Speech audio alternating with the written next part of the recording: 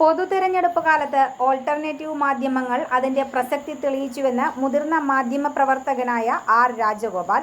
സംസ്ഥാന യുവജനക്ഷേമ ബോർഡ് യുവമാധ്യമ വിദ്യാർത്ഥികൾക്കായി വൈക്കം ആയാങ്കുടി മാംഗോ മെഡോസിൽ സംഘടിപ്പിച്ച ത്രിദിന യുവമാധ്യമ ക്യാമ്പ് ഉദ്ഘാടനം ചെയ്തുകൊണ്ട് സംസാരിക്കുകയായിരുന്നു അദ്ദേഹം.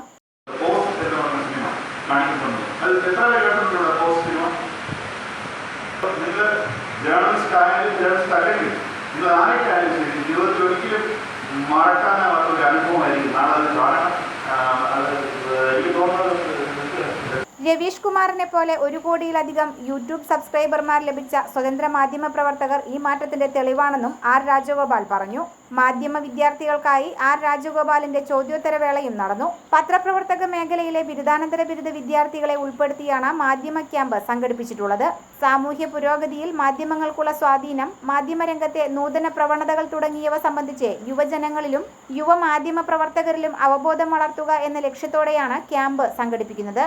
സംസ്ഥാന യുവജനക്ഷേമ board vice chairman S Satheesh ചടങ്ങിൽ അധ്യക്ഷത വഹിച്ചു. ക്യാമ്പ് ഡയറക്ടറും മുതിർന്ന മാധ്യമ പ്രവർത്തകനുമായ ശ്രീജിത്ത് ദിവാകരൻ ആമുഖ പ്രഭാഷണം നടത്തി. യുവജനക്ഷേമ ബോർഡ് അംഗങ്ങളായ advocate Roni Mathew, Shenin Mandirat, PM Shabeer Ali, Santhosh Kala, S Deepu, VD Prasannakumar, ജില്ലാ youth program officer B Sheeja, coordinator K Ranjith Kumar എന്നിവർ സംസാരിച്ചു. വിവിധ വിഷയങ്ങളിൽ advocate PM Athira, Deccan chronicle executive editor KJ Jacob എന്നിവർ ക്ലാസുകൾ നയിച്ചു.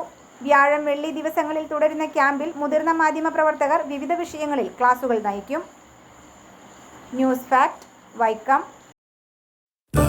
ഇഷ്ടങ്ങൾക്കൊപ്പം ജീവിക്കുമ്പോൾ ജീവിതം എത്ര മധുരകരമാണ്. ഞാൻ അറിയാത്ത എന്റെ കഴിവുകളെ കണ്ടെത്തി തന്നത് എന്റെ ഹസ്ബൻഡാണ്. ഈ സ്നേഹത്തെക്കാൾ വലിയ സന്തോഷം മറ്റെന്താണ്? ഇന്നും ഇഷ്ടങ്ങൾക്കൊപ്പം. Intimate matrimony, beautifying your life.